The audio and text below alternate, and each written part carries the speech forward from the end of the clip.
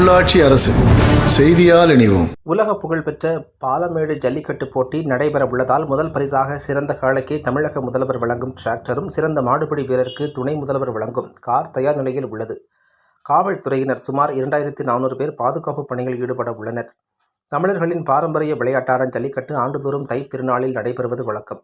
அதேபோன்று இந்த ஆண்டு பாலமேடு ஜல்லிக்கட்டு மஞ்சமலை ஆற்றில் அமைந்துள்ள வாடிவாசல் பகுதியில் மகாலிங்கசாமி மடத்து கமிட்டி மற்றும் பாலமேடு பேரூராட்சி சார்பாக ஜல்லிக்கட்டு முன்னேற்பாட்டு பணிகள் முழுவதும் நிறைவடைந்து தற்போது போட்டி நடைபெற உள்ளது.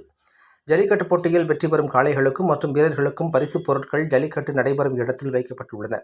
முதல் பரிசாக சிறந்த காளைக்கு தமிழக முதல்வர் வழங்கும் டிராக்டரும், சிறந்த மாடுபிடி வீரருக்கு துணை முதல்வர் வழங்கும் காரும், மேலும் இரண்டாவது பரிசாக காளைக்கு நாட்டு இன பசு மற்றும் கன்று, வீரருக்கு பைக்கும் என பரிசுப் பொருட்கள் அறிவித்த நிலையில் தற்போது ஜல்லிக்கட்டு நடைபெறும் இடத்திற்கு பரிசுப் பொருட்கள் கொண்டு வந்து வைக்கப்பட்டுள்ளன. இந்த பாலமேடு ஜல்லிக்கட்டு போட்டியில் 1000 காளைகளும் 900 மாடுபிடி வீரர்களும் களம் இறங்க உள்ளனர்.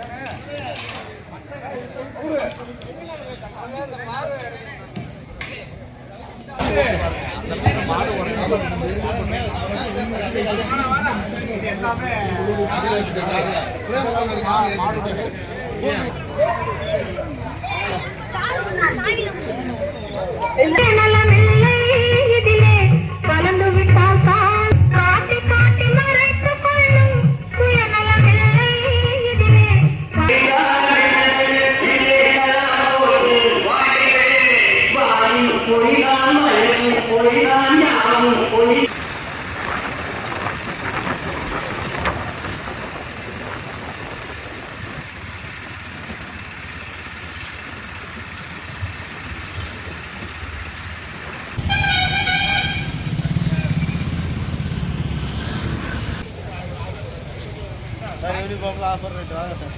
13 கலர் இருக்குது.